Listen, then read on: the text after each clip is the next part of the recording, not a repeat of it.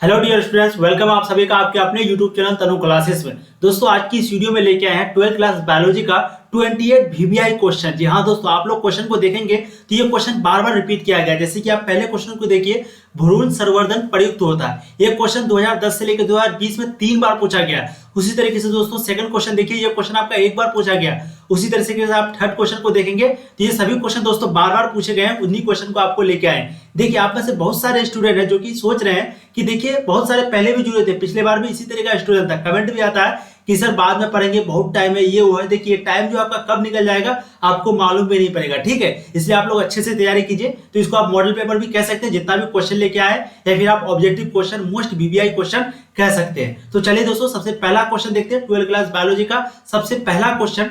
जिसको भी आपको आंसर आता हो तुरंत आंसर को कमेंट करेंगे, इससे आपका कॉन्फिडेंस लेवल जो है वो बहुत ज्यादा बढ़ेगा, ठीक है। चलिए फर्स्ट क्वेश्चन है, भ्रूण संवर्धन प्रयुक्त होता है। बताइए दोस्तों भ्रूण संवर्धन जो है वो कहां पर प्रयुक्त होता है? Embryo culture is used in. तो दोस्तों इसका जो राइट आंसर हो जाएगा वो है आपका संकरण अवरोधों को दूर करना, ठीक है। तो भ्रूण संवर्धन का जो प्रयुक्त होता है वो कहां पर होता है दोस्तों? संकरण अवरोधों को दूर करना, यानी कि removal of obstacles of hybridization, ठीक है। तो राइट आंसर आपका ऑप्शन सी हो जाएगा। चलिए नेक्स्ट क्वेश्चन देखते हैं। ये क्वेश्चन जो है 2013 में पूछा गया था, सेकंड नंबर वाला क्वेश्चन। यहाँ पर क्वेश्चन को ध्यान से देखिए, डीएनए शुद्धिकरण के दौरान पादप कोशिकाओं के लिए कौन एंजाइम व्यवहार में लाया जाता है? During DNA purification which enzyme is used to treat plant cells. तो दोस्तों बताइए जब डीएनए का शुद्धिकरण करते हैं, जब डीएनए का शुद्धिकरण होता है तो उस समय जो पादप कोशिकाओं के लिए कौन सा एंजाइम व्यवहार में यानी कि कार्य करता है, ये आपको सिंपली क्वेश्चन पूछ रहा है। तो दोस्तों कौन सा करता है? इसका जो राइट आंसर हो जाएगा वो है आपका सेल्यूलोज, यानी कि ऑप्शन बी, ठीक है, cellulose. During DNA purification which enzyme is used to treat plant cell, तो cellulose enzyme is used to treat plant cells. अब देखेंगे next question, question number third. देखिए क्वेश्चन नंबर थर्ड क्या कह रहा है? वांछित विशेषताओं वाले पौधे और जंतुओं को प्राप्त करना किसके द्वारा संभव हुआ है? तो दोस्तों यहाँ पर सिंपली क्वेश्चन पूछ रहा है, it is now possible to breed plants and animals with desired characters through. तो वांछित विशेषताओं वाले जो पौधे हैं और जंतुओं को जो प्राप्त करना किसके द्वारा संभव हुआ है? किसके द्वारा? तो दोस्तों इसका जो राइट आंसर हो जाएगा वो है आपका जेनेटिक इंजीनियरिंग के द्वारा, ठीक है। जेनेटिक इंजीनियरिंग यानी कि जेनेटिक इंजीनियरिंग के द्वारा यह संभव हुआ है, वांछित विशेषता वाले पौधे और जंतुओं को प्राप्त करना, ठीक है। अब देखेंगे नेक्स्ट क्वेश्चन, क्वेश्चन नंबर आपका 4। इटाई रोग उत्पन्न होता है किसके कारण? आर्सेनिक, नाइट्रेट, पारद, cadmium. Itai disease is caused due to. तो दोस्तों किसके कारण होता है? तो इसका जो राइट आंसर हो जाएगा वो है कैडमियम, यानी कि ऑप्शन डी, ठीक है। तो इटाई जो बीमारी है, रोग है, ये कैडमियम के कारण उत्पन्न होता है। अब देखेंगे next question, question number 5। Callus संवर्धन में जड़ का बनना किसके द्वारा प्रेरित होता है? ये क्वेश्चन भी बहुत बार पूछा गया, 3 या 4 बार ये क्वेश्चन पूछा गया है कि कैलस संवर्धन में जो जड़ जो बनता है ये किसके द्वारा प्रेरित किया है? Gibberellin, oxygen, ethylene, cytokinin. 9th class का ये क्वेश्चन है, 9th में भी ये क्वेश्चन हम लोग पढ़े होंगे, आप लोग को अगर पता होगा तो इसका जो राइट आंसर है दोस्तों वो है ऑक्सीन, यानी कि ऑप्शन सी, ठीक है। तो root formation in cellulose culture is induced by auxin, ठीक है। अब देखेंगे next question, question number 6। Bacteria के क्रोमोसोम में होता है। दोस्तों आप लोग बताइए बैक्टीरिया का जो क्रोमोसोम है उसमें क्या होता है? तो इसका दोस्तों जो राइट आंसर होगा वो है आपका रेप्लिकेशन का एक ओरिजिन, जिसको हम लोग उद्भव स्थल बोलते हैं, ठीक है। तो बैक्टीरिया के क्रोमोसोम में रेप्लिकेशन का एक ओरिजिन होता है, ठीक है। अब देखेंगे दोस्तों नेक्स्ट क्वेश्चन, क्वेश्चन नंबर आपका 7, यानी इंग्लिश में पढ़ लेते हैं। In bacterial chromosome there is one origin of replication, ठीक है। 6 का आपका राइट आंसर हो जाएगा ए। अब देखते हैं दोस्तों नेक्स्ट क्वेश्चन, क्वेश्चन नंबर आपका 7 है, विश्व पर्यावरण दिवस कब मनाया जाता है? ये क्वेश्चन वीवीआई क्वेश्चन है दोस्तों। ये क्वेश्चन भी पूछा गया है कि विश्व पर्यावरण दिवस जो है वो कब मनाया जाता है? World environment day is observed on. तो इसका जो राइट आंसर हो जाएगा आपका वो है दोस्तों 5 जून को, यानी कि ऑप्शन डी, 5 जून को। तो विश्व पर्यावरण दिवस जो है वो 5 जून को मनाया जाता है। अब देखेंगे नेक्स्ट क्वेश्चन, क्वेश्चन नंबर 8। नीलदेह सिंड्रोम किसके द्वारा होता है?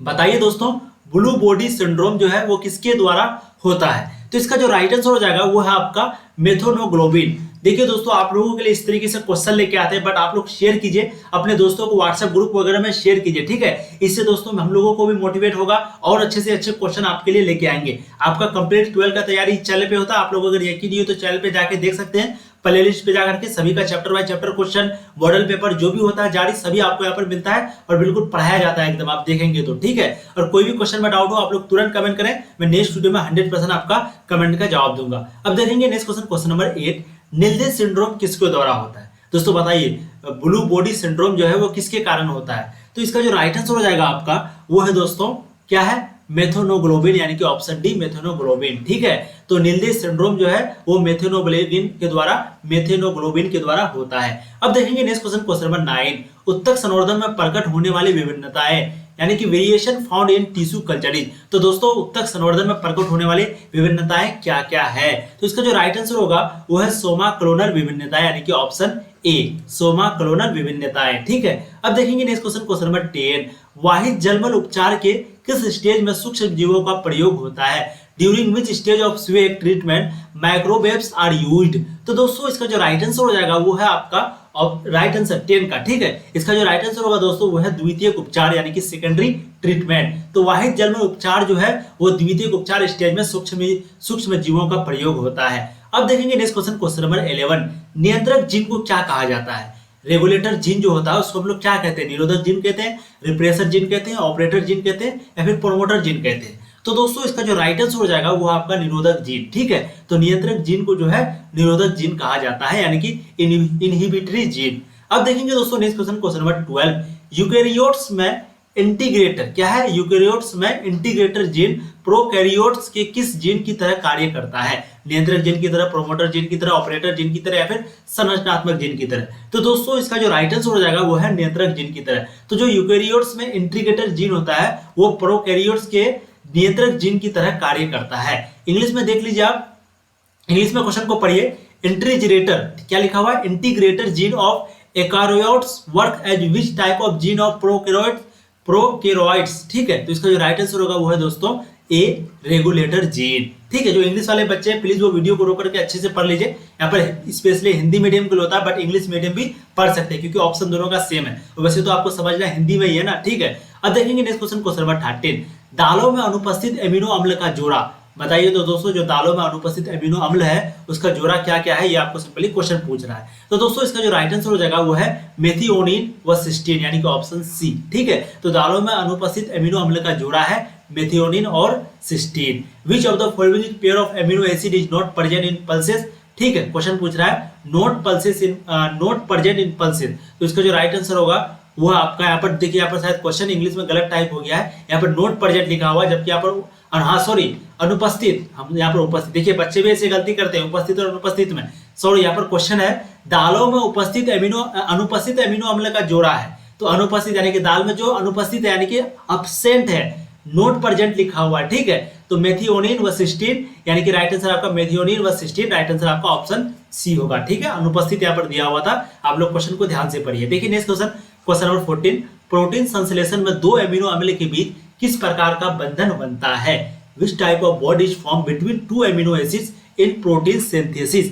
तो दोस्तों इसका जो राइट आंसर हो जाएगा वो है आपका पेप्टाइड। तो प्रोटीन संश्लेषण में जो दो एमिनो अम्ल के बीच एक बंधन बनता है, एक बंध बनता है, मतलब कि एक बॉन्ड बनता है, उसको हम लोग पेप्टाइड बोलते हैं। क्या बोलते हैं, पेप्टाइड। अब देखेंगे दोस्तों नेक्स्ट क्वेश्चन, क्वेश्चन नंबर 15, जब किसी उत्परिवर्तक क्या लिखा हुआ, जब किसी उत्परिवर्तन में प्यूरिन के स्थान पर पिरामिडिन प्रतिस्थापित हो जाए तो इसे कहते हैं। तो जब किसी उत्परिवर्तन में प्यूरिन के स्थान पर जो पिरामिडिन प्रतिस्थापित हो जाए तो इसे क्या कहते हैं। तो दोस्तों इसका जो राइट आंसर हो जाएगा वो है आपका ट्रांसवर्सन। क्या है, ट्रांसवर्सन, यानी कि ऑप्शन बी। ठीक है, तो जब किसी उत्परिवर्तन में प्यूरिन के स्थान पर पिरामिड प्रतिस्थापित हो जाए तो उसको हम लोग ट्रांसवर्सन कहते हैं। अब देखेंगे दोस्तों इंग्लिश में आप लोग क्वेश्चन को पढ़ लीजिए। देखिए next question, question number 16, gene परिपक्व बीजों में भ्रूणपोष रहता है उन्हें कहते हैं। तो दोस्तों बताइए, the mature seed which contains endosperms is called. तो जो जीन परिपक्व में बीजों में जो भ्रूणपोष रहता है उसको हम लोग क्या कहते हैं।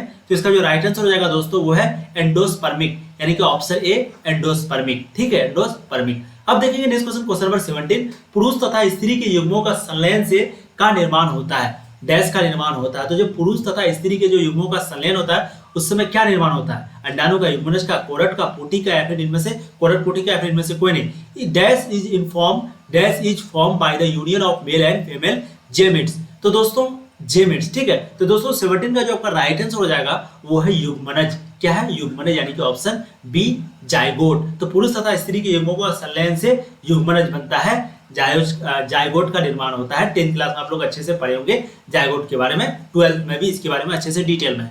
अब देखेंगे नेक्स्ट क्वेश्चन, क्वेश्चन नंबर 18, क्या लिखा हुआ क्वेश्चन, संगमवर्तता, क्या लिखा हुआ, सगम सगम भरता, ठीक है, सगम भरता, सॉरी यही लिखा हुआ है। तो यहाँ पर पूछ रहा है दोस्तों, सगम भरता के दूसरे माह के अंत तक भ्रूण में विकसित हो जाते हैं, यानी कि by the end of the second month of pregnancy the footage develop. तो सिंपली प्रेगनेंसी का मतलब आपको समझ में आ गया, ठीक है। तो प्रेगनेंसी जो होता है वो सेकेंड मंथ में वो कितने विकसित हो जाते हैं, सिंपली आपको ये पूछ रहा है। तो इसका जो राइट आंसर होगा दोस्तों वो है पाद एवं अंगुलियां। क्या है? पाद एवं अंगुलियां। तो राइट आंसर आपका ऑप्शन सी हो जाएगा। 2 महीने के बाद जो है भ्रूण में इतना ही विकसित होता है, ऑप्शन सी के बराबर। अब देखेंगे नेक्स्ट क्वेश्चन, क्वेश्चन नंबर 19, शुक्राणु में क्रोमोसोम पाए जाते हैं। तो दोस्तों बताइए, the chromosome found in sperm. तो क्रोमोसोम में जो शुक्राणु पाया जाता है वो क्या होता है? XX होता है, XY या फिर YY। तो दोस्तों 19 का जो आपका राइट आंसर हो जाएगा वो है इनमें से कोई नहीं, ठीक है। तो शुक्राणु में जो क्रोमोसोम पाया जाता है तो यहाँ पर इनमें से कोई नहीं है। The chromosome found in sperm is there is not any, ठीक है, आंसर राइट, ठीक है। तो राइट आंसर आपका डी हो जाएगा। अब देखेंगे रिलैक्सिन स्रावित होता है, रिलैक्सिन सेक्रेटेड फ्रॉम। तो बताइए रिलैक्सिन जो है वो कहां से स्रावित होता है? गर्भाशय से, अपराशय, डिंबवाहिनी नलिका से या फिर अंडाशय से? तो दोस्तों इसका जो राइट आंसर हो जाएगा वो है अंडाशय से, यानी कि ऑप्शन डी। तो रिलैक्सिन स्रावित जो होता है वो अंडाशय से होता है। अब देखेंगे नेक्स्ट क्वेश्चन, क्वेश्चन नंबर 21, महिलाओं में शल्य क्रिया द्वारा बाध्यकरण प्रक्रिया को कहते हैं, यानी कि surgical sterilisation process in female known. तो दोस्तों इसका जो राइट आंसर हो जाएगा वो है आपका ट्यूबक्टोमी, ठीक है, यानी कि नालिका उच्छेदन। तो महिलाओं में जो शल्य क्रिया द्वारा बाध्यकरण प्रक्रिया होता है उसको हम लोग कहते हैं नालिका उच्छेदन, ठीक है, नालिका उच्छेदन, नालिका उच्छेदन। 21 का आपका राइट आंसर हो जाएगा दोस्तों ऑप्शन ए। अब देखेंगे नेक्स्ट क्वेश्चन, क्वेश्चन नंबर 22, नर जर्मिनल कोशिका होती है, द्विगुणित होती है, अगुणित होती है, त्रिगुणित होती है, फिर इनमें से कोई नहीं। तो मेल जर्मिनल सेल जो है वो कितना होता है? डिप्लॉयड, हैप्लॉयड या फिर ट्रिप्लॉयड? तो दोस्तों 22 का जो आपका राइट आंसर हो जाएगा वो है दोस्तों आपका द्विगुणित, यानी कि ऑप्शन ए, ठीक है। तो नर जर्मिनल कोशिका जो है वो द्विगुणित होती है, यानी कि डिप्लॉयड होती है। अब देखेंगे नेक्स्ट क्वेश्चन, क्वेश्चन नंबर 23, सुजाक जिसको हम लोग बोलते हैं गोनोरिया रोग है, किसका? जल जनित रोग है, यौन संचालित रोग है या फिर हवा जनित रोग है या फिर रोग नहीं है? तो दोस्तों 23 का जो आपका राइट आंसर हो जाएगा वो है आपका यौन संचालित रोग, यानी कि ऑप्शन सी। तो सुजाक यानी कि गोनोरिया रोग जो है वो यौन संचालित रोग है, यानी कि ऑप्शन सी, ठीक है। सेक्सुअली ट्रांसमिटेड डिजीज, ठीक है, सेक्सुअली ट्रांसमिटेड डिजीज का मतलब आप लोग को अच्छे से समझ में आ रहा होगा। संचालित मतलब एक जगह से दूसरे जगह ना, और यौन मतलब आप समझ ही रहे हैं, ठीक है। तो सुजाक गोनोरिया जो रोग है वो यौन संचालित रोग है, आपका ऑप्शन सी राइट आंसर होगा। बायोलॉजी है दोस्तों, आप लोगों को थोड़ा सा बर्दाश्त करना पड़ेगा। अब देखेंगे next question, question number 24, hydrophobia एवं एड्स होता है, किस में होता है? प्रोटोजोआ में होता है, कृमि में, वायरस में, जीवाणु से? तो मतलब कि किससे होता है, ये सिंपली आपको क्वेश्चन पूछ रहा है। तो हाइड्रोफोबिया और एड्स दोनों के बारे में यहाँ पर क्वेश्चन पूछ रहा है। तो इसका जो राइट आंसर होगा दोस्तों वो है वायरस, यानी कि ऑप्शन सी, क्योंकि HIV वायरस के कारण ही एड्स होता है। तो यहाँ पर क्योंकि एक ही करके ऑप्शन है तो राइट आंसर आपका ऑप्शन सी हो जाएगा। कभी कभी आपको इस तरीके से भी आंसर लगाना चाहिए। अब देखेंगे next question, question number 25, BCG का टीका बच्चों को किस बीमारी के बचाव में किया जाता है? BCG vaccine is given to children for prevention of disease. तो दोस्तों बताइए जो BCG का टीका है वो बच्चों के किस बीमारी के बचाव में किया जाता है? तो दोस्तों इसका जो राइट आंसर हो जाएगा वो है 6, यानी कि ट्यूबरकुलोसिस। क्या है? ट्यूबरकुलोसिस। 10 क्लास में हम लोग पढ़े होंगे, BCG का जो टीका लगाया जाता है वो ट्यूबरकुलोसिस के बचाव के लिए, ठीक है, TB यानी कि 6 जिसको हम लोग बोलते हैं। अब देखेंगे नेक्स्ट क्वेश्चन, क्वेश्चन नंबर 26, निम्नलिखित में से कौन सी गाय की नस्ल उच्च दुग्ध उत्पादन की है? यानी कि ये क्वेश्चन मैं आपको और भी एक बार इससे पहले कराया हूं। Which among the following is a high yielding milk breed of cow? तो दोस्तों बताइए निम्न में से गाय की जो नस्ल है वो उच्च दुग्ध उत्पादक की है, ठीक है। तो 26 का जो आपका राइट आंसर हो जाएगा दोस्तों वो है होलेस्टीन, यानी कि ऑप्शन बी। तो निम्नलिखित में से होलेस्टीन गाय की जो नस्ल है वो उच्च दुग्ध उत्पादक की है, ठीक है। अब देखिए नेक्स्ट क्वेश्चन, क्वेश्चन नंबर आपका 27। क्वेश्चन 27 क्या कह रहा है? निम्न में से कौन सी मछली, क्या कह रहा है, निम्न में से कौन सी मछली समुद्र में पाई जाती है, ठीक है। तो दोस्तों 27 का जो राइट आंसर होगा वो है बॉम्बे डक, बॉम्बे डक, ठीक है। तो कौन सी मछली समुद्र में पाई जाती है? Bombay duck. In the following which fish is found in sea? Bombay duck. अब देखेंगे नेक्स्ट क्वेश्चन, क्वेश्चन नंबर 28, मधुमक्खी पालन को कहते हैं, क्या कहते हैं? मधुमक्खी जो लोग पालता है उसको हम लोग क्या बोलते हैं दोस्तों? तो इसका जो राइट आंसर हो जाएगा वो है एपीकल्चर। क्या है? एपीकल्चर। तो ऑप्शन ए आपका राइट आंसर होगा 28 का, ठीक है। तो दोस्तों टोटल 28 क्वेश्चन लेके आए थे। उम्मीद करते हैं आप लोगों को ये क्वेश्चन काफी मजा आया होगा ये क्वेश्चन में, ठीक है। पहले हम लोगों ने बायोलॉजी सेट 1 किया, उसी तरह बायोलॉजी सेट 2 और आज जो कर रहे हैं वो बायोलॉजी सेट 3 है। तो इसी तरीके से 28 करके क्वेश्चन कर रहे हैं। अगर आप लोग नहीं देखें दोनों वीडियो को तो डिस्क्रिप्शन पे आपको लिंक मिलेगा। अगर ये क्वेश्चन आप कर लेते हो दोस्तों तो आपका 70 से 80% क्वेश्चन जो है यहीं पे आपका कवर हो जाएगा। इसलिए आप लोग प्लीज सभी वीडियो को देखिए, चैनल को सब्सक्राइब कीजिए, वीडियो को शेयर कीजिए अपने दोस्तों को। इसी तरीके से आप लोगों ने मेहनत करते सकते, बस आप लोग थोड़ा सा सपोर्ट दिखाइए स्टेटस वगैरह लगा करके या फिर शेयर करके अपने दोस्तों को। चलिए आप लोग नोट वगैरह बनाइए, अच्छे से पढ़िए, फिर मिलेंगे नया वीडियो में। टाइम जो है दोस्तों वो कब निकल जाएगा वो आपको भी नहीं पता, हमको भी नहीं पता, बस आपको तैयारी अभी से शुरू कर देनी चाहिए, ठीक है। चलिए फिर मिलेंगे नया वीडियो में, तब तक के लिए जय हिंद। आप लोग पढ़ाई करते रहिए, ऑल द वेरी बेस्ट।